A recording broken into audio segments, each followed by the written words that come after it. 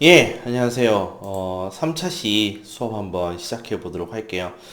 저번 시간에요, 우리가 그 2차시 수업에서, 우리 오늘 해야 할 부분 일부를 사실 앞에 시간에서 조금 언급을 했었습니다. 그렇기 때문에, 1차시 수업 듣고, 물론 그럴 일은 없겠지만, 2차시 수업을 띄워놓고 3차시 수업을 듣는 일은, 없어야 될 것 같아요.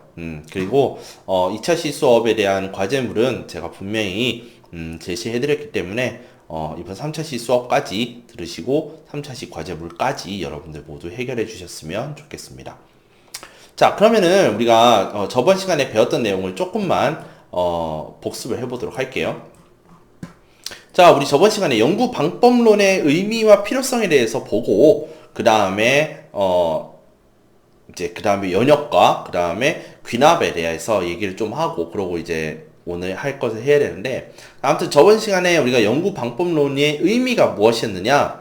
자, 우리가 과학적 탐구 활동을 하기 위해서 엄격한 규칙과 절차를 다뤄야 되는데, 그 규칙과 절차를 다루는 이론이 바로 연구 방법론이다라고 얘기를 했어요. 그래서 여러분들께서 앞으로 대학교에 가셔서 연구 방법론, 무슨 연구 방법론이라는 것을 하시게 되면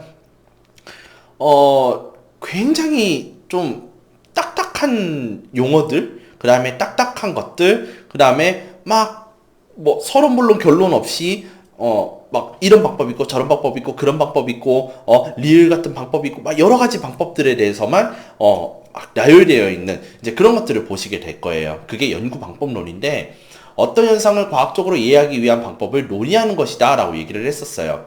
그래서 그 결과가 그 연구를 이 정해진 규칙과 절차대로 했을 때 나오는 그런 동일한 그런 결과에 대해서는 신뢰성이다라고 얘기를 하고, 또 어떤 목적에 의해서 정해진 규칙과 절차에 따라 연구를 진행을 했을 때에는 우리가 타당성이 있는 결과다 또는 타당성이 있는 검사다라고 얘기를 했었어요. 그죠?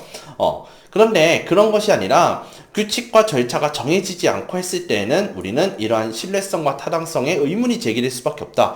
훼손될 수 있다라고 말씀을 드렸어요. 그게 무슨 말이었느냐면, 어떤 검사를 진행을 했을 때 정해진 방법대로 하는 것이 아니게 되면은 그때그때마다 반복할 때마다 어떻게 되겠어요? 결과가 다르게 나타나게 되겠죠. 결과가 다르게 나타나게 됐을 때 그 방법대로 또는 그 방식대로 그 규칙대로 실시된 죄송해요. 실시된 검사는 어떻게 되겠어요? 신뢰성의 훼손이 되었다라고 얘기를 했고요. 그 다음에 우리가 IQ 검사라고 제가 예시를 들었지만, 이 IQ 검사가 만약에 여러분들한테 중간기말고사 점수로 대체를 하겠다라고 하면 이것은 타당성의 훼손이 되었다라고 얘기를 제가 말씀을 드렸습니다. IQ 검사의 목적은 뭐예요? 여러분들의 지능 지수를 검사하기 위한 것이지 여러분들의 성적을 내기 위한 검사가 아니라고 말씀을 드리는 겁니다. 자, 이렇게. 자, 그래서 현상을 누구나 인정하고 검증할 수 있으려면, 그러니까 과학적 지식이 되기 위해서는 또는 과학적 탐구가 이루어지기 위해서는 공유된 기법과 도구를 만들어야 되고, 그 공유된 기법과 도구를 그것을 이렇게 모아서 하나의 이론화시키는 게 뭐라고? 그게 연구 방법론이다라고 말씀을 드렸고요. 그래서 이러한 연구 방법론의 필요성은 사회현상, 동일한 사회현상이라 하더라도 언제 일어났느냐에 따라서 바라보는 입장과 바라보는 평가가 다르기 때문에, 그러한 특수성과 또 그것을 연구하는 연구자의 속성이 각기 다르기 때문에 그때그때마다 같은 사회현상이라 하더라도 바라보는 입장이 다르기 때문에 값이 다르게 나온다라는 거예요. 그런데 똑같은 값이 내놓기 위해서는 어떻게 해야 되겠어요? 똑같은 방법, 같은 방식 또는 엄격한 그런 규칙 같은 것들을 두어서, 즉 연구 방법론에 소개된 방법대로 우리가 연구를 해야 정확한 또는 여러 번 반복해도 같은 결과가 나오게 된다라는 거죠. 즉 객관성을 담보받기 위해서는 여러분들의 또는 그 연구자의 그런 가치관이 최소화로 개입이 되는, 즉 개입을 안 할수록 객관성을 담보받을 수 있다라고 우리가 얘기하는 거죠. 그래서 그런 담보를 받기 위해서, 객관성을 담보받기 위해서 연구 방법론이 필요합니다. 라는 것을 얘기를 했었고요. 또 이제 넘어가서 과학적 탐구의 과정에 대해서 얘기를 할 때 귀납적 과정과 연역적 과정에 대해서 얘기를 했었어요. 자, 연역적 과정은 저번 시간에 말씀을 드렸죠. 보편적 지식에서 구체적 지식을 끌어내는 방법. 그래서 연역법이라고 말씀을 드렸는데 이 연역법을 통해서 저번 시간에 제가 예시를 들었던 게 그거예요. 사람은 죽는다. 소크라테스는 죽는다. 그래서 소크라테스는 죽는다. 죄송해요. 사람은 죽는다. 소크라테스는 사람이다. 소크라테스는 죽는다. 이제 이렇게 제가 3단논법에 대해서 얘기를 했는데 마찬가지예요. TV를 많이 볼수록 집중력이 떨어진다. 자, 요게 기본이야. 그러면 이걸 가설을 어떻게 하느냐? TV를 많이 볼수록 집중력이 떨어져 성적이 하락한다. 이렇게 하는 거예요. 그럼 이런 가설을 두는 거예요. 그러면 TV를 많이 볼수록 성적이 떨어진다라는 가설을 잡는 거죠. 그러면 이것을 관찰해야 될 거 아니에요. 그래서 약사고등학교 3학년 일반 학생들을 대상으로 이 가설을 시험해 보기로 해요. 관찰을 하는 거죠. 어떻게? TV를 많이 보게 한 다음에 시험을 보게 하는 거예요. 그렇게 했을 때 성적이 올랐느냐 떨어졌느냐를 확인하면 되겠죠. 그죠? 그렇게 데이터가 쌓일 거 아니야. 그게 관찰 단계. 그래서 그것을 구체적 경험의 세계에서 실험하는 거죠. 그죠? 그게 느끼는 세계라고 했으니까. 그렇게 해서 쌓여진 이 데이터를 가지고 뭐 하는 거예요? 경험적 일반화의 단계로 이제 넘어오게 되는 거죠. 경험적 일반화를 한다는 것이 무엇입니까? 그 데이터들을 통해서 하나의 원리를 알아내는 과정이에요. 이해하셨습니까? 그러면 다시 뭐의 세계로 돌아옵니까? 구체적 경험의 세계에서 추상적 논리의 세계로 돌아오게 되는 거죠. 그러면 이것을 통해서 원리가 하나 밝혀졌어. 학생들이 성적이 다 떨어졌어. 그러면 TV를 보면 성적이 떨어지게 되는구나 라는 새로운 이론이 만들어지게 되는 거고, 그 이론을 바탕으로 해서 또 여러 가지 구체적인 사실들 또는 구체적인 지식들이 쌓여 나가기 때문에 어떤 일이 일어난다? 지식이 축적이 되고 그 다음 연구를 하는 데 있어서 기본 바탕이 된다라고 말씀을 드렸습니다. 자, 이게 우리 저번 시간에 했던 내용입니다. 자, 그럼 이번 시간에는 이론에 대해서 한번 보도록 할게요. 이론. 자, 그러면 이론이라는 것이 무엇이냐? 자, 한번 읽어볼게요. 이론은 사회현상을 체계적으로 설명하고 예측하기 위한 일련의 상호 연관된 밑줄, 명제들의 집합.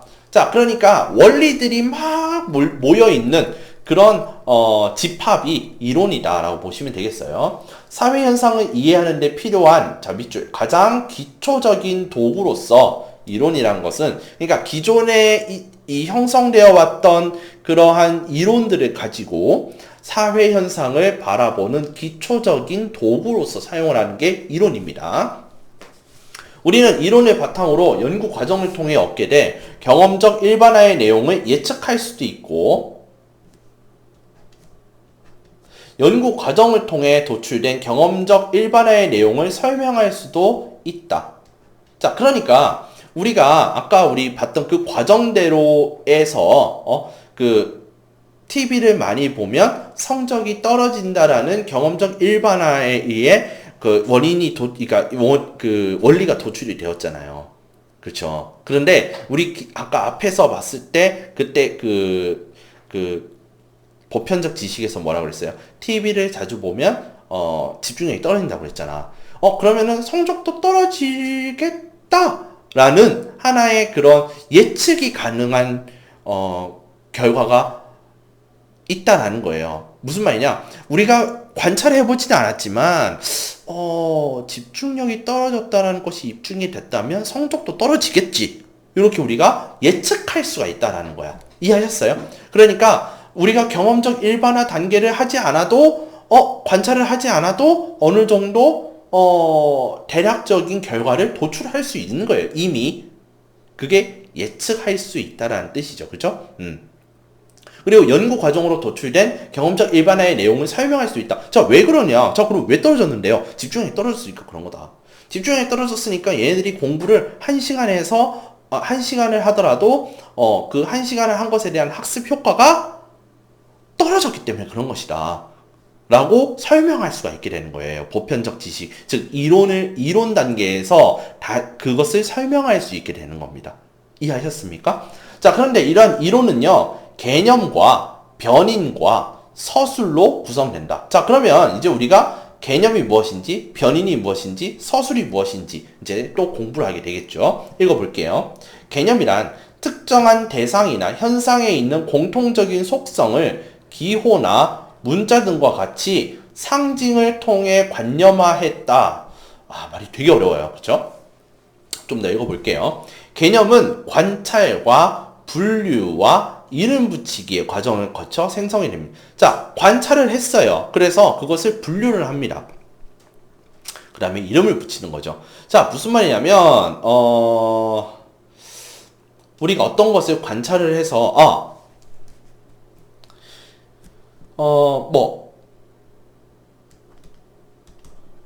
호랑이와 고양이와 자 이제 개가 있어. 자, 그런데 우리가 이제 관찰을 하는 거예요. 그랬더니 고양이와 호랑이가 비슷한 그런 이제 습성을 보이게 되고, 그 중에서 호랑이가 좀 더 난폭하고 고양이는 좀 더 온순한 편이고, 개는 호랑이와 고양이와는 다르게 개만의 그런 이제 온순한 성격, 이제 이런 것들이 있다는 거지. 그래서 이것을 우리가 개념으로 잡을 때 호랑이와 고양이는 한데 묶어서 뭐라고 해요? 고양이과라고 그러잖아. 고양이과. 그 다음에 얘는 이게 맞는지 모르겠어요. 하지만 이제 이렇다 합시다. 개과라는 것이 만들어졌단 말이야. 근데 분명히 고양이와 개는 다른 과예요. 그치? 이건 확실하니까. 자, 어쨌건 제가 지금 무슨 얘기를 하고 싶으냐면, 지금 개념이라고 하는 것은 공통적인 속성의 기호나 문자 등과 같은 것들로 관념화했다. 자, 호랑이라는 애들은 자, 백두산에 사나, 한라산에 사나, 시베리아에서 사나, 어쨌건 이런 호랑이라고 하는 이러한 상징성이 뭐예요? 난폭하고, 그 다음에 싸움 잘하고, 그 다음에 동물들 중에서도 그러한 이제 동물적인 신경이 가장 발달되어 있어서 싸움을 잘하는 이런 백두산에 한라산에 시베리아 등등등에 사는 이렇게 생긴 애들을 우리는 호랑이라고 하는 거야. 이것을 우리는 개념이라고 하는 거죠. 자, 고양이. 고양이는 뭐예요? 페르시아에서도 살 수도 있고, 한국에서도 살 수도 있고, 일본에서 살 수도 있고, 등등등 있잖아. 어디에서 살든지 간에 인간과 친하게 지내려고 하면서, 온순한 편이고, 그 다음에, 귀엽게 생겨가지고, 눈이 요렇게 생겼고, 그 다음에, 높은 곳에서 떨어졌을 때, 그 고양이만의 방법으로 낙법을 실시해서 생존력을 높인 아무튼 그런 것들이 있죠. 그런 요소들을 합쳐서 우리는 이것을 고양이라고 한다. 또는 사람과 가장 친하게 지내면서 사람을 좋아하고 사냥할 때도 도움을 주며 어쩌고저쩌고 해서 이러한 요소들을 합쳐서 이런 것들을 우리는 이러한 짐승을 우리는 개라고 그런다. 예, 됐죠? 무슨 말인지 이해하셨죠? 네. 그래서 개념이라는 것은 관찰을 해서 아까 같이 호랑이가 어떻게 생겼는지 보고, 또는 어떤 행동들을 하는지 관찰하고, 그 다음에 그것을 범주화시키는 거예요. 요러한 속성을 한데 묶어서 분류를 해서 이제 호랑이로 분류하는 거고, 이런 것들을 묶어서 고양이로 분류하고, 이런 것들을 묶어서 개로 분류하는 거예요. 이런 애들을. 그 다음에 이름을 붙이는 거죠. 너의 이름은 호랑이다. 너의 이름은 고양이다. 너의 이름은 개다. 이렇게 이름을 붙이는 과정에 거쳐서 생성되는 거야. 됐죠? 어차피 뒤에 가서 제가 또 다시 설명할 거니까. 자, 개념은 추상적이기 때문에, 자, 그쵸? 아까 같이 요런 것들이 아니면은 이런 식으로 부를 거 아니면 호랑이라면 되게 막연하잖아요. 어디 사는 호랑이, 그리고 어떻게 생긴 호랑이가 아니라 그냥 호랑이라고 하면은 어때요? 추상적이잖아. 과학적 탐구에서 정확한 의사소통을 위해 개념을 명확하게 밝히고 정의하는 과정이 필요하다. 그래서 백두산에 사는 호랑이는 백두산 호랑이, 예? 그쵸? 한라산에 사는 호랑이는 한라산 호랑이, 이런 식으로. 시베리아에서 사는 호랑이를 시베리아 호랑이. 그런데 시베리아 호랑이는 백두산이나 한라산에 사는 호랑이보다는 좀 더 가죽이 두껍다라든지, 또는 털이 수북수북 났다든지, 하얀색이라든지, 이제 그런 것들 있잖아요. 그런 식으로 이제 나누어서 정의를 하는 과정이 필요하다. 자, 변인 볼게요. 변인은 구별될 수 있는 속성을 지닌 개념으로 변수라고도 한다. 자, 여기서 가장 대표적인 것이 뭐냐면 성별이에요. 성별. 자, 성별은 딱 정해져 있죠. 뭐와? 남자와 여자. 예. 뭐 요즘은 뭐 트랜스, 그런 얘기는 하지 맙시다.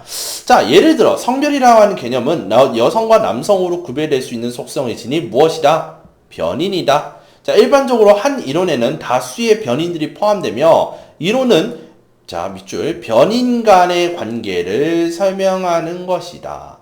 자, 그래서 인과관계를 설명하는 이론에서 원인에 해당하는 변인을 독립변인, 결과에 해당하는 변인을 종속변인이라고 그래요. 자, 그래서 자, 우리가 원인과 결과 있지. 자, 그럼 아까 우리 이제 TV하고 집중력 얘기해 볼게요. 자, 그랬을 때 TV를 많이 본다, TV를 적게 본다, 집중력이 높아진다, 집중력이 떨어진다 했을 때, 자, TV를 많이 보면 원인이죠. 그러면 집중력이 떨어진다. 자, 그랬을 때 이 집중력은 우리가 뭐예요? 결과잖아. 그때 이것을 우리는 종속변인이라고 그러고 얘는 독립변인이라고 그래요. 그 다음에 TV를 적게 볼수록 집중력이 높아진다라고 했을 때 역시 이것도 마찬가지로 독립변인이고 얘는 종속변인이 되는 겁니다. 됐죠? 예. 자, 이제 밑으로 내려가서 서술. 자, 서술은 개념들이나 변인들 간의 관계를 기술하는 것으로 공리와 명제와 가설로 이루어진다. 자, 지금 자꾸 어려운 게 이제 생겨나요. 공리는 그 사회에서 일반적으로 통용되는 주장. 그러니까 여러 사람들에게 통하는 주장이라는 뜻이죠. 그래서 다른 명제를 검증하기 위한 전제가 된다. 자, 예를 들어 행복론. 자, 행복론이라는 건 뭐예요?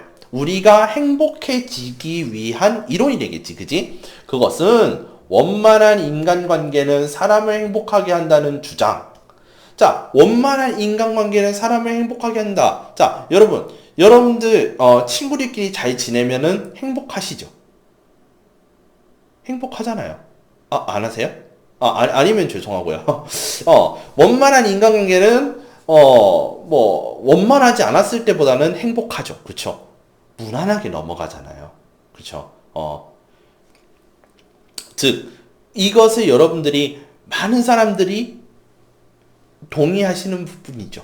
그러니까 이것을 우리는 뭐라 하느냐? 공리라고 그래요. 공리. 그래서 공리. 예.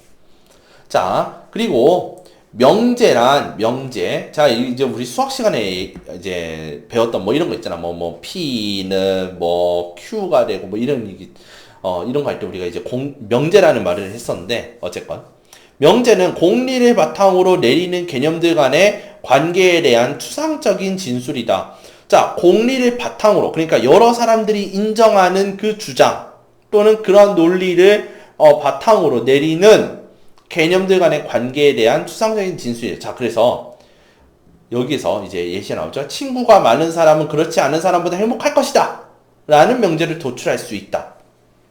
자, 그러면 원만한 인간관계는 사람을 행복하게 한다. 그래서 친구가 많은 사람은 친구가 적은 사람보다 행복할 것이다. 자, 왜 이게 나오냐면, 자, 원만한 인간관계를 하는 사람은 친구가 많을 거잖아요.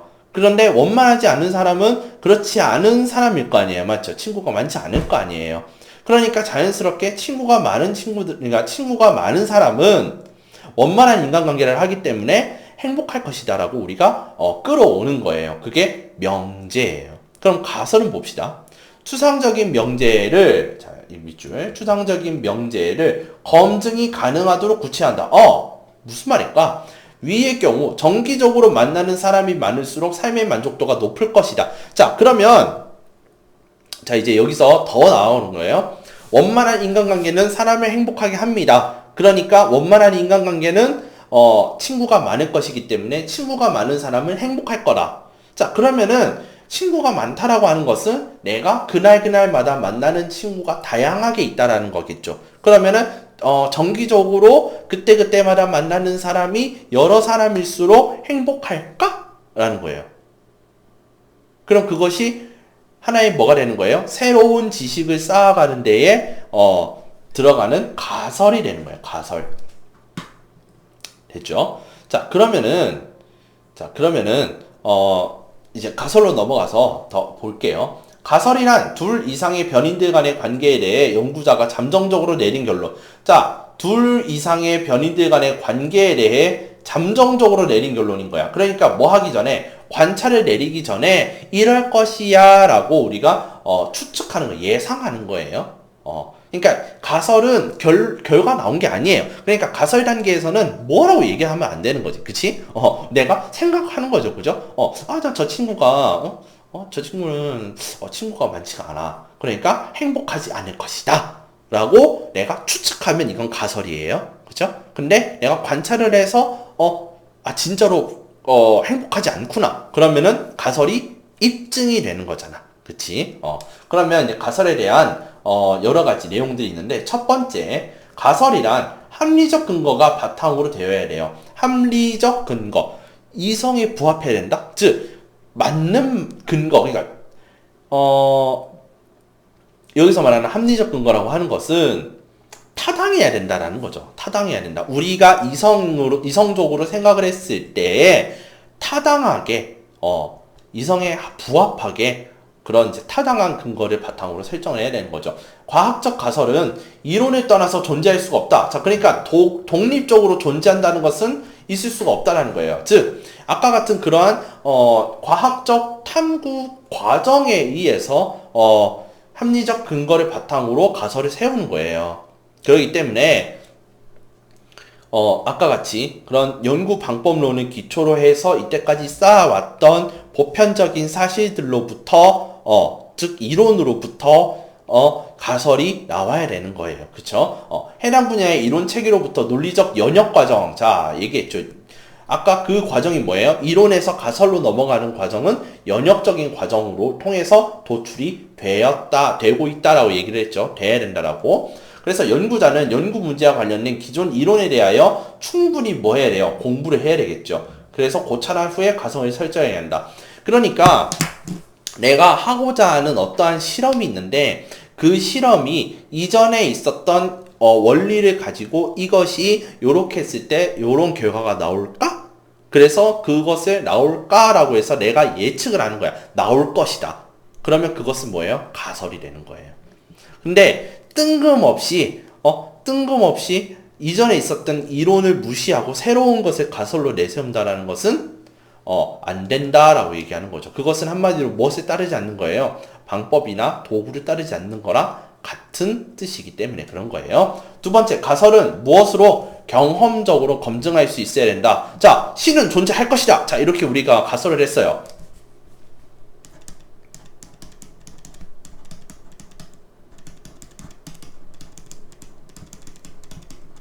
자, 이거 가설 될까요? 신은 존재할 것이다. 자, 그러면 이게 가설이 되려고 하면은 무엇을 찾아야 돼요? 신을 찾아야 되겠죠. 예? 존재하고 있는 신을 찾아야 될 거 아니야. 근데 여러분들, 존재하는 신을 찾을 수 있어요? 내 마음속에 존재하고 있어요. 그거는 말이 안 되겠죠. 그죠? 경험을 할 수 있어야 되잖아, 경험. 그런데 잘 보세요. 교회를 다니시나, 절을 다니시나, 예? 그 다음에 천주교를 성당을 다니시나, 자, 그런 분들한테 제가 좀 여쭤보면, 그 종교를 가지고 계신 분들 중에 신을 만났다라고 하는 사람들이 많을까요, 적을까요? 많지 않겠죠, 그죠? 네, 많지 않단 말이에요. 근데 만난 사람들이 있다고 그래요. 근데 그렇다고 그 사람들의 말을 따라서 신은 존재한다고 얘기할 수 있어요, 없어요? 얘기하면 안 되는 거예요. 왜냐? 경험적으로 검증이 불가능하잖아요, 이거는.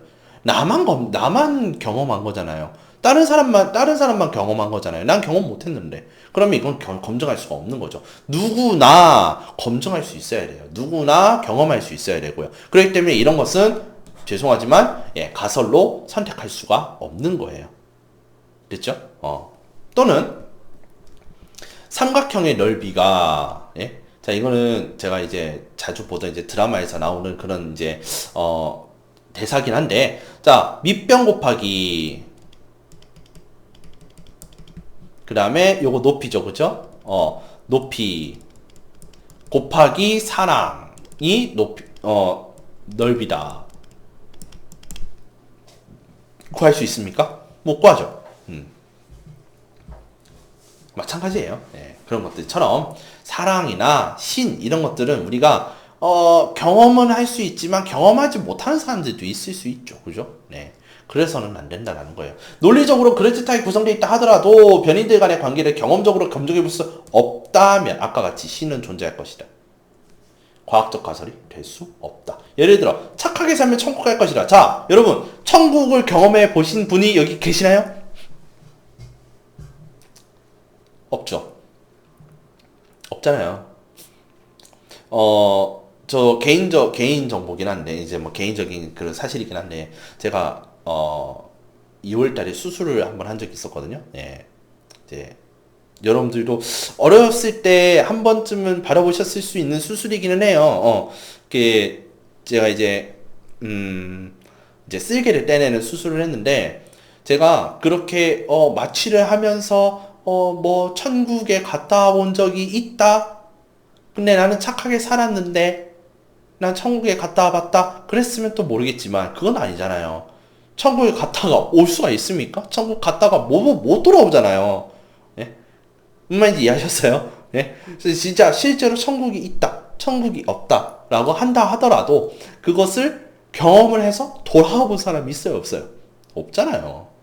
그렇기 때문에 이것은 가설은 매우 흥미로우나 경험적으로 검증이 어때요? 불가능하죠. 경험하는 순간 어떻게 됩니까? 이 세상에는 없는 사람이 되는 거죠. 이해하셨어요? 제가 착하게 살면 천국에 간다라고 하는 것은 경험적으로 검증하는 것이 불가능하죠. 그렇기 때문에 과학적 탐구의 대상이 될 수 있어요, 없어요? 없는 거예요. 그러니까 이 세상에 있는 것들 중에서 우리가 객관적으로 파악할 수 있는 것들만 우리가 뭐 하자라는 거예요? 가설을 세우라는 거예요. 셋째, 가설을 진술할 때에는 변인들 간의 관계를 명확하게 서술해야 된다. 자, 명확하게. 그냥, 호랑이와 고양이는 서로 비슷하다. 이렇게 한다든지, 또는, TV와 집중력은 서로 연관관계가 있다. 무슨 연관관계? 교육 수준과 투표율은 관련이 있다. 무슨 관련? 그쵸? 이렇게 불분명하게 서술하면 된다, 안 된다? 안 된다라는 거예요. 자, 그랬을 때 진짜 교육 수준과 투표율이 관련이 있다라고 가설하잖아요. 그러면은 이것은 무조건 맞는 말이 될 수밖에 없어요. 자, TV와 집중력에는 관련성이 있다. 어떤 관련성이 있는지 모르겠지만 아무튼 관찰을 해보면은 TV와 집중력 간에는 뭔가 관련이 있는 것 같아. 그럼 이게 이론이 된다는 거잖아요. 말이 안 되는 거죠. 그러면 어떻게 우리가 가설을 세워야 되느냐? 교육 수준이 높을수록 투표율이 높아질 것이다. 교육 수준이 높을수록 투표율이 높아질 것이다. 라고 내가 가설을 세워놓고 관찰을 하는 거야. 실제로 교육 수준이 높을수록 투표율이 높아지는가? 이해하셨어요? 반대로 교육 수준이 낮을수록 투표율이 낮아지는 것인가? 라고 가정을 하고 관찰을 해야 되는 거예요. 이해하셨죠? 그래서 전자의 서술과 같이 두 변인과의 관계 방향이 제시되지 않을 경우 두 변인 간의 어떤 관계가 설정되더라도 타당성을 주장할 수 있기 때문이다. 아까 얘기했죠. TV와 집중력에 서로 연관성이 있다. 그럼 어떤 결과가 나오더라도 얘는 이론이 될 수밖에 없다니까요. 그건 말이 안 되는 거예요. 이렇게 하면 안 된다는 거예요.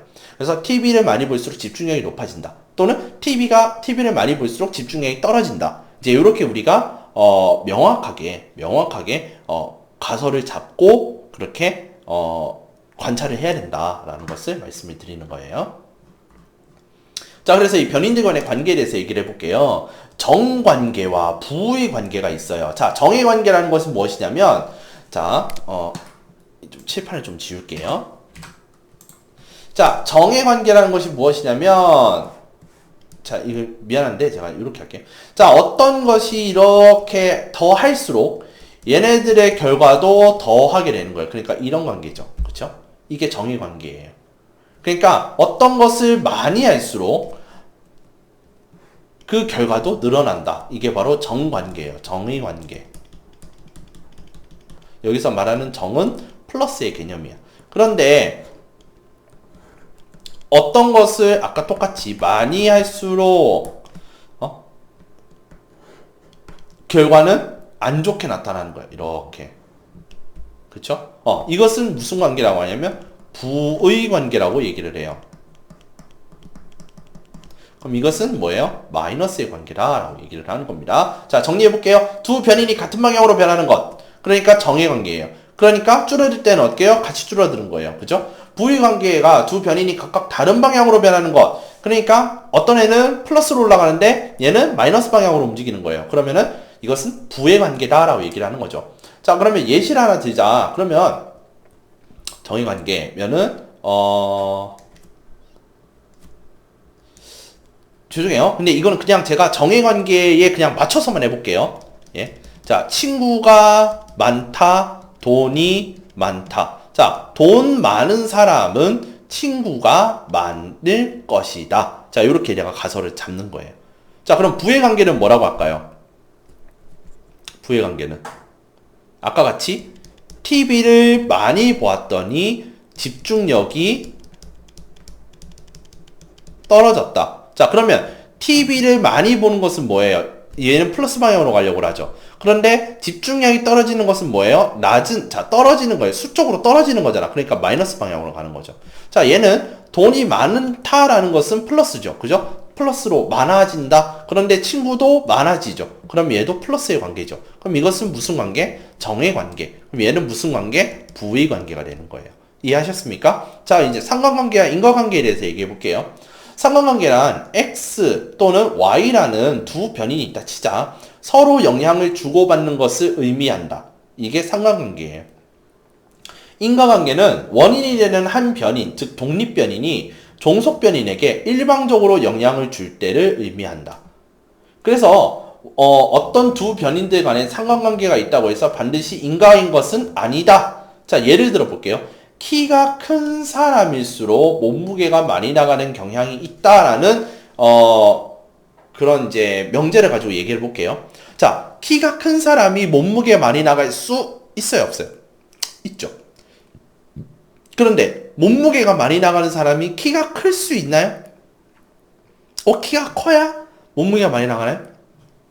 아니, 반대로 얘기해 볼게요. 몸무게가 많이 나가는 사람이 항상 키가 컸나요? 아니잖아요. 저같이 키가 작은데 살집이 많은 사람이 있단 말이에요. 예.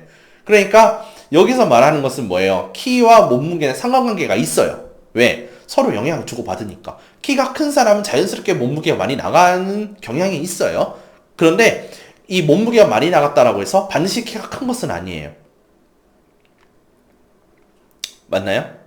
그렇기 때문에 두 키와 몸무게는 서로 영향을 주고받을 수는 있어요. 그러니까 상관관계는 있다고 얘기를 해요. 그런데 아까 같이 키가 무조건 커야 몸무게가 많이 나가는 것은 아니고 또 뭐예요? 몸무게가 많이 나간다고 해서 반드시 키가 큰 건 아니잖아요. 그러니까 이것은 인과관계가 없는 거예요. 됐죠? 그러면은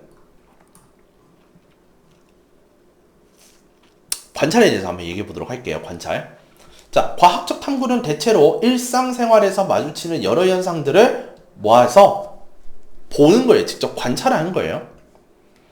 그래서 의문점이 제기하는 데서 시작된다. 그러므로 관찰은 과학적 탐구에서 가장 중요한 거예요.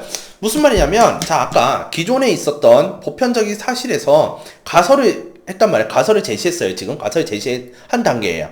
그럼 이제 이 가설을 가지고 뭐 해야 되겠어요? 실질적으로 봐야 되겠지. 그럼 그 여러 현상들을 관찰을 해서 의문이 나는 것을 제거해야 될 거 아니에요. 그래야 이 관찰들을 통해서 내가 뭘 얻을 수 있어? 원리를 얻을 수 있겠죠. 그렇기 때문에 과학적 탐구에서 가장 중요한 부분은 뭐 하는 거예요? 관찰하는 거예요. 즉, 입증해야 되는 거지, 이제 입증.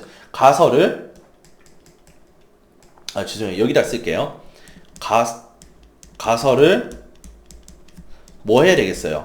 입증하는 단계가 바로 관찰이다라고 보시면 되겠어요. 과학적 탐구에서 관찰은 단순히 본다는 것을 의미하는 것이 아니라 이제 유심히 봐야 되는 거죠. 그렇기 때문에 단순히 사과가 떨어진 것뿐인데 뉴턴이라는 과학자는 어떻게 생각하는 거예요? 왜 떨어졌지? 라고 생각하는 거예요. 그래서 우리는 야, 사과 떨어졌다 그냥 먹자 하면서 먹잖아요. 이것은 관찰이 아니라는 거예요. 떨어졌을 때 왜 떨어졌을까? 무슨 힘이 작용해서 떨어진 걸까? 왜 그럴까? 하면서 유심히 살펴보는 거예요. 혹시 떨어지면서 어떤 힘이 작용한 것은 아닐까? 이렇게 유심히 살펴보는 것을 우리는 관찰이다 라고 얘기를 하는 겁니다. 예를 들어 사과나무에서 사과가 떨어지는 것을 수많은 사람들이 수없이 봤을 것이다. 그런데 뉴턴은 사과가 떨어지는 것을 관찰하면서 왜 아래로만 떨어지는 것인지 의문을 품었다. 아니, 위로 솟을 수도 있는 거고, 옆으로 평 하고 발사될 수도 있는 건데, 왜 아래로만 떨어지는 걸까? 라면서 유심히 보는 거예요. 이렇듯 과학적 관찰은 정교한 탐색이며 세심한 주의와 통찰력을 필요로 한다. 그러니까 단순히 사과 떨어졌다! 이렇게 바라보는 것은 관찰이 아니다라고 얘기하는 겁니다. 자, 그래서 이론으로부터 추론된 가설을 경험적으로 관찰하기 위해서는 밑줄 조작적 정의, 척도 구성, 표집의 과정 등을 거쳐야 하며, 네. 조작화된 내용을 관찰하기 위해서 다양한 도구를 사용한다. 예를 들어 스마트폰, 캠코더, 사진기, 녹음기, 질문지 등 관찰이 주요한 도구들이다. 그러니까 여러 가지 수단들을 이용을 해서 여러분들의 뭐 반응을 내가 조사한다든지 그런 것들이 모두 관찰에 사용할 수 있는 도구들이다라고 보시면 되겠습니다. 자, 그러면 조작적 정의가 하는 것이 무엇인지 우리 지금 여러분들이 이제 책이 없다라는 가정하에서 제가 하나 읽어드릴게요.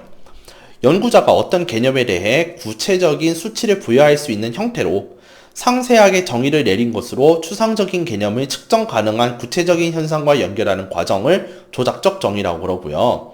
자, 척도는 사물이나 사람의 특성을 수량화하기 위해 체계적인 단위를 바탕으로 그 특성의 숫자를 부여한 것이다. 그러니까 뭐 단위 같은 거라고 보시면 될 것 같아요. 자, 그래서 일단 우리가 경험적 일반화까지 전부 한 다음에 다시 제가 설명해 드리도록 할게요. 자, 일단 넘어갈게요. 자, 경험적 일반화. 경험적 일반화란 탐구 과정에서 관찰한 개별적 사실들의 특수한 관계를 연구 대상과 상황 이외에도 적용할 수 있도록 일반적 관계로 확대하여 진술하는 것이다. 말이 되게 어려워요. 쉽게 얘기하면 그 사이에서 존재하는 원리를 파악해내는 그런 작업들을 보시면 되는 거예요.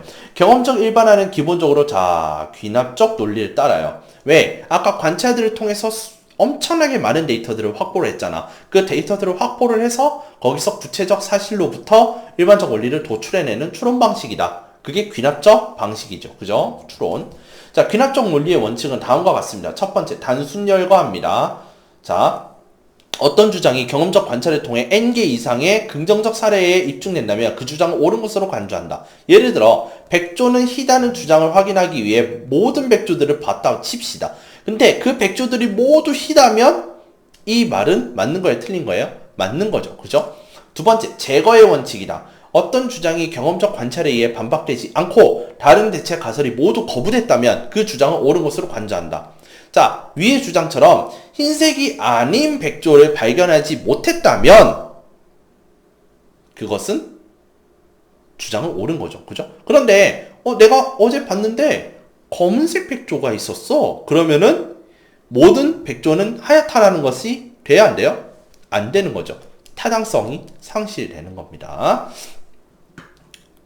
그러나 하나의 연구를 통한 경험적 일반화는 잠정적인 결과일 뿐이다. 자, 그러니까 이번에 이제 백조를 이제 대한민국에 있는 백조들을 조사를 해서 그 백조들이 전부 다 하얗다. 그러면 다음번에 뭐예요? 중국에 있는 백조들이 하얀지 조사해보고, 다음번에는 일본에 있는 백조가 하얀지 조사해보고, 그런 여러 가지 연구를 통해서 이 원리라는 걸 도출해내야 되는 거예요. 그래서 그러므로 백조란 하얗다. 백조는 하얀 동물이다. 하얀색 털을 가지고 있는 동물이다. 이렇게 우리가 판단을 내릴 수 있어야 되겠죠. 자, 통계적 분석을 통해 부분적인 연구 결과를 전체 연구 대상으로 일반화할 수 있지만, 자, 중요한 거, 하나의 연구만으로 연구 결과에 영향을 주는 모든 요소를 확인하고 통제할 수 없기 때문이다. 자, 우리가 부분적인 연구 결과, 그러니까 우리나라 것만 해서 판단을 내릴 수는 있지만 조심해야 되는 것이 뭐냐면 그게 아닌 것들, 부정이 되는 것들이 존재할 수 있기 때문에 함부로 그렇게 해서는 안 된다라는 것이에요. 아시겠죠? 네. 자, 넘어가서 성급한 일반화의 오류를 주의하라. 자, 우리가 구체적인 경험이라는 것은 늘 제한적이기 때문에 일반화할 때는 신중해야 된다라고 했어요. 그러니까 아까 같이 그런 사례가 많지 않은데, 내가 그런 경험해 본 사례가 많지 않은데 거기서 원리를 도출해내는 거. 아까 같이 뭐라고 하냐면은, A형들은 전부 다 소심하다. A형은 소심하다. 그러면 소심하지 않은 A형을 보면 어떻게 되겠어요? 이것은 성급한 일반화의 오류를 한 거랑 마찬가지죠. 똑같아요. 결혼 생활을 잘하려면 종교를 가져야 돼. 자, 결혼 생활을 유지하는데 종교가 꼭 필요할까요? 아니라는 거예요. 그러니까 종교를 갖지 않은 사람들이라 하더라도 결혼 생활 잘할 수가 있는 거거든요. 그러니까 그것을 그렇게 우리가 바라봐서는 안 된다는 거예요. 그런 걸 우리는 성급한 일반화의 오류다라고 이야기를 하고 있어요. 자, 이제 연역적 논리와 기납적 논리에 대한 내용을 한번 이제 마지막으로 정리하고 이제 마칠게요. 자, 먼저 이제 우리가 쭉 이제 읽어봤으면 좋겠지만, 여 밑에 나와 있는 요 그래프들만 우리가 정확하게 파악을 하셔도 연역적 방법과 귀납적 방법에 대해서 쉽게 우리가 살펴볼 수 있어요. 자, 볼게요. 가설. 자, 공부 시간이 늘수록 성적이 늘고, 성적이 늘수록 공부 시간이 늘어나야 되겠다라는 그런 가설이 있어요. 자, 그러니까 공부 시간이 늘수록 성적이 늘 것이다 라는 가설을 세워놓고 관찰을 해요. 실질적으로 공부 시간이 많이 투여한 사람이 성적이 높아졌는지 이제 데이터들을 모으니까 아하, 이런 결과를 얻었어요. 그래서 이제 일반화를 해야 될 거 아니에요. 일반화를 하니까 어떤 결과가 나오는 거예요? 내 가설대로 공부 시간이 늘어날수록 성적이 늘었더라 라는 하나의 가설이 이제 뭐가 된 겁니까? 이제 일반화를 통해서 이론이 된 거예요. 그런데 그게 아니라, 이 관찰을 했더니 이렇게 나오더라. 이렇게 좀 완만한 곡선으로 나오더라. 그러면은 어떻게 되겠어요? 아, 공부 시간과 성적은 별, 관계가 없구나. 그러니까 가설이 맞아요? 틀려요? 가설이 틀리게 된 거예요. 됐죠? 자, 그런데 귀납적 방법은 어떻게 되는 것이냐? 자, 먼저 관찰을 먼저 하는 거예요. 관찰을 해서 이러한 사례들을 모아놔요. 그 사이에서 이제 유형을 발견하는 겁니다. 이렇게 올라가네? 그러면 공부 시간이 늘어날수록 성적이 늘어나는 건가? 이렇게 우리가 유추를 해서 원리를 파악해내는 방식. 그러니까 다시 연역적 방법이라는 것은 내가 가설을 먼저 세워요. 근데 이 가설을 관찰을 통해서 입증을 한 다음에 그 입증한 결과와 가설이 맞느냐? 맞으면은 가설이 채택이 되는 거예요. 됐죠? 그렇게 해서 지식을 넓혀간다라고 할 것 같으면 귀납적 방법이라고 하는 것은 먼저 가설을 세우는 것이 아니라 어떤 주제를 가지고 관찰을 해요. 아, 공부 시간에 따라 성적이 오르는지 안 오르는지 관찰 한번 먼저 해보는 거예요. 관찰을 해서 데이터들을 수집을 해서 정리를 합니다. 어떻게 이렇게 유형 발견을 하는 것처럼 그렇게 이제 그래프나 또는 표나 통계를 통해서 데이터를 수집을 한 걸 가지고 정리를 하는 거죠. 정리를 해서 확인을 해봤더니 공부 시간에 따라 성적이 오르는 것을 확인을 했어. 그러면은 여기서 원리가 나오는 겁니다. 아, 공부 시간이 늘수록 성적이 늘어나는 원리를 찾은 거예요. 그렇게 해서 잠정적인 결론이 원리가 되는 겁니다. 자, 이렇게 해서 우리가 오늘 했던 내용을 복습을 한번 해보자면, 자, 이론 볼게요. 이론, 대상이나 현상을 기호나 문자 또는 이름 같은 것들로 관념화한 것으로 특히 이제 변인들 볼게요. 이제 변인에서는 구별될 수 있는 속성을 지닌 개념이고 성별, 지역, 세계, 나라 이런 것들, 그 다음에 독립변인과 종속변인이 있다. 네, 그래서 이제 개념부터 다시 보자면 어떠한 대상이나 현상을 기호라든지 또는 문자라든지 이름 같은 것들로 만드는 거예요. 그래서 뭐 하늘에서 이렇게 뭐가 이렇게 물방울이 내리는 것을 우리는 뭐라고 하자? 비라고 그러고 뭐 한자로는 요렇게 쓰자. 뭐 이제 요런 것을 우리는 뭐라 하냐면 개념이라고 그래요. 자, 그런데 이 개념들 중에서도 구별을 할 수 있는 속성이 있어요. 아까 같은 성별.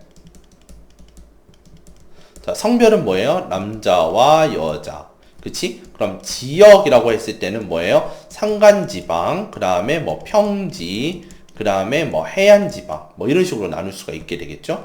그 다음에 세계라고 했을 때는 뭐예요? 뭐 오세아니아, 뭐 아시아, 유럽, 뭐 이렇게 등등등 이렇게. 그 다음에 나라라고 했을 때는 어때요? 이제 아시아 중에서도 이제 여러 나라들이 있을 거 아니야. 그죠? 미안해요. 자, 나라에서 중국, 한국, 일본 이렇게 있을 거 아니에요. 그죠? 이런 식으로 나누어질 수 있는 것들, 분류할 수 있는 것들을 우리 뭐라고 하느냐면 변인이라고 해요.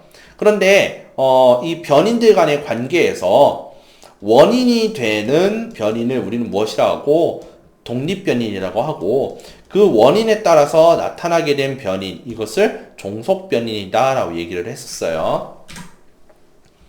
자, 이제 서술 볼게요. 개념들이나 변인들 간 관계를 기술하는 것으로 공리, 그러니까 여러 사람들이 인정하는 그러한 서술, 그리고 명제, 거기에서 발전되어서 이제 나타나는 그런 이제 문장들, 그 다음에 가설, 그래서 이 명제에서 이제 이렇게 하면 이렇게 할 것이다라고 예측하는 것. 그러니까 공리에서 좀 더 이제 구체화시킨 것을 명제고, 이 명제에서 구체화한 것을 예측하는 방향으로 서술된 것을 우리는 가설이다라고 얘기를 했었어요. 그래서 이 가설은 합리적 근거를 바탕으로 해야 됩니다. 그러니까 우리 이성과 부합해야 돼. 그러니까 아까 같이 신은 존재한다. 천국은 아름답다. 착하면 천국 간다. 천국 간다. 네, 이렇게 쓸게요. 자, 요런 것처럼 신이라는 존재, 천국이라는 존재, 그 다음에 사람이 요러면 천국 가는 이런 존재 같은 것들은 다 어때요? 우리 이성에 부합하진 않죠. 그쵸? 신이라고 하는 것은 몇몇 사람들 또는 일부 사람들에게 있어서는 신은 존재합니다라고 얘기는 하지만은 모든 사람들이 신을 본 적은 없잖아요. 그쵸? 모든 사람들이 신을 모두 경험하지는 않잖아요. 그죠? 자, 그 다음에 경험적으로 검증할 수 있어야 돼요. 그러니까 신은 더더욱 안 되는 거예요. 그렇죠? 천국이라는 것을 우리가 경험했다 하면 여기서 존재할 수 있어요? 이 세상에? 존재할 수 없잖아요. 그러니까 경험적으로 검증할 수 없기 때문에 얘들은 모두 가설이 될 수 없는 거예요. 또한 변인들 간의 관계를 명확하게 서술해야 되는데, 자, 그것이 뭐냐면 정관계와 부의관계, 그 다음에 상관관계와 인과관계가 있었다고 말씀을 드렸어요. 자, 그러니까 아까 같이 키와 몸무게가 있는데, 자, 키와 몸무게는 왜 상관관계가 되는데 인과관계가 안 되느냐 다시 설명해 드릴게요. 자, 키가 크면 몸무게가 많아질 수 있죠. 그런데 키가 크면 몸무게가 반드시 늘어나야 돼요? 아니잖아요. 키가 크면 키가 크다 하더라도 가벼운 사람이 있을 수 있죠. 그죠? 저보다 가벼운 사람이 있을 수 있단 말이에요. 마찬가지로 몸무게가 높은 사람, 몸무게가 큰 사람이 키가 크냐라고 했을 때는 그럴 수는 있어요. 그런데 몸무게가 많이 나간다고 해서 키가 반드시 커야 돼요라고 하면 그건 아니란 말이야. 그렇기 때문에 완벽하게 완벽하게 종속되는 개념들이 아니잖아요. 그렇기 때문에 이것들은 인과관계가 설명이 되지 않아요. 됐어요? 그런데 이런 건 있어요. 공부를 많이 안 했더니 성적이 떨어졌어. 그러면은 여기서 말하는 공부 시간과 성적은 어떻게 돼요? 인과관계가 만들어지겠죠. 왜? 공부 시간이 많이 하지 않았기 때문에 성적이 낮아지는 거죠. 물론 여기서 이제 뭡니까? 벼락치기는, 예, 좀, 우리가 좀 차치해놓고. 아무튼, 그런 것처럼, 키와 몸무게라는 이 두 변인들과의 관계는 어때요? 상관관계는 되지만은 서로 아까 같이 몸무게가 키에 무조건 필수 요소는 아니라는 거예요. 필수 조건은 아니란 말이에요. 그렇기 때문에 인과관계는 되지 않아요. 반대로, 예, 그렇지만, 공부 시간이 많은 학생들은 자연스럽게 성적이 잘 나오게 되더라 라고 했을 때 성적이 높은 학생들은 대체적으로 공부 시간이 많이 투입을 했기 때문에 성적이 높게 나오는 것이다 라는 인과관계가 성립할 수 있게 되겠죠. 그죠? 네, 요렇게 우리가 이해해 주시면 될 것 같습니다. 자, 관찰과 경험적 일반화는 한꺼번에 제가 모아놨어요. 관찰은 우리가 유심히 살펴본다 라고 정리할 수가 있게 되겠고요. 경험적 일반화라고 하는 것은 기본적으로 귀납적 논리에 의거해서 단순 열거와 제거의 원칙을 통해 경험적 일반화를 통해 우리가 원리라는 것을 도출해낼 수가 있는 거예요. 즉 한마디로 보편적인 사실을 우리가 만들어낼 수 있는 거죠. 경험적 일반화, 즉 어떤 데이터가 있어요. 그러니까 뭐 한마디로 모든 백조들을 조사를 했는데 백조가 하얀색이었다. 그랬는데 어느 누구도 검은색 백조를 본 적이 없다. 그렇기 때문에 백조는 하얗다라고 우리가 원리를 하나 만들어낸 거예요. 됐죠? 그래서 단순 열거 모든 백조들을 조사해 봤더니 하얀색이었어. 제거의 원칙 검은 백조가 없었어. 그렇기 때문에 새로운 원리가 등장하는 겁니다. 백조는 하얗다. 요렇게. 그러니까 그것이 뭐예요? 다분히 귀납적인 방식으로 우리가 논리를 펼쳐나갔다라고 보시면 되겠습니다. 자, 이제 우리 마지막인데요. 제가 이제 차시별 과제를 이제 드릴게요. 우리 4월 10일이 여러분 1, 2, 3차시가 모두 올라오는 날이에요. 그래서 1차시, 2차시, 3차시 과제를 여러분들이 모두 다 해결을 하셔서 이 과제물방에다가 올려주셔야 돼요. 자, 이번 차시별 과제는 다음과 같습니다. 자, 우리 18조. 자, 미안합니다. 자, 18조 밑에 보시면은 변인들과의 관계에 대한 내용이 나와 있어요. 자, 탐구활동을 읽고 정의 관계나 부의 관계의 예를 한 가지씩 제시하라고. 자, 소득이 낮을수록 투표율이 낮아질 것이다. 자, 그러면 죄송해요. 자, 이거 지금 이거는 뭐예요? 부가 아니라 이거 사실 정의예요. 그죠? 이건 제가 잘못 쓴 거죠. 자, 그러니까 소득이 높을수록 투표율이 낮아질 것이다 라고 쓰면 이건 뭐예요? 부가 맞아요. 그런데 지금 제가 쓴 건 뭐예요? 소득이 낮을수록 투표율이 낮아질 것이라고 썼죠. 제가 잘못 썼지만 이건 뭐예요? 정의예요. 자, 반대로 소득이 높을수록 교육 수준은 높아질 것이다. 자, 이건 뭐예요? 부가 아니라 정의 되겠죠. 그럼 마찬가지로 소득이 높을수록 그러면 소득이 낮은데 교육 수준은 높아진다. 그럼 이건 좀 말이 안 되긴 하지만은 억지를 쓴다 하더라도 억지를 쓴다면 이건 뭐가 되겠어요? 부의 관계가 되겠죠. 자, 요런 것처럼 하나의 변인이 플러스 방향으로 나아갈 때 다른 변인이 또는 그 종속 변인이 마이너스 방향으로 가면 이것은 부. 그게 아니라 두 변인이 모두 플러스 방향으로 가든지 모두 마이너스 방향으로 가게 되면 이것은 정. 이렇게 보시면 되겠습니다. 그렇게 한 가지씩 여러분들이 한번 제시해 보세요. 두 번째, 나라 예산이 많아질수록 국방부 예산도 높아질 것이다. 자, 여기서 변인이 두 가지가 있습니다. 그죠? 그거 찾아보시고 이 두 변인이 상관관계와 인과관계가 있으면은 어떤 관계, 그러니까 두 개의 변인이 상관관계가 있는지, 그 다음에 인과관계도 성립하는지 이것을 여러분들이 한번 생각해 보셨으면 좋겠어요. 네. 그래서 우리가 오늘 1, 2, 3차시를 제가 다 모두 업로드 해 드렸는데요. 여러분들 1, 2, 3차시 수업을 다 들으시고 차시별 과제 해결하시고 그 다음에 제가 같은 내용을 가지고 한 2번, 3번씩 복습해 드린 게 있으니까 충분히 여러분들 이 동영상을 확인하시고요.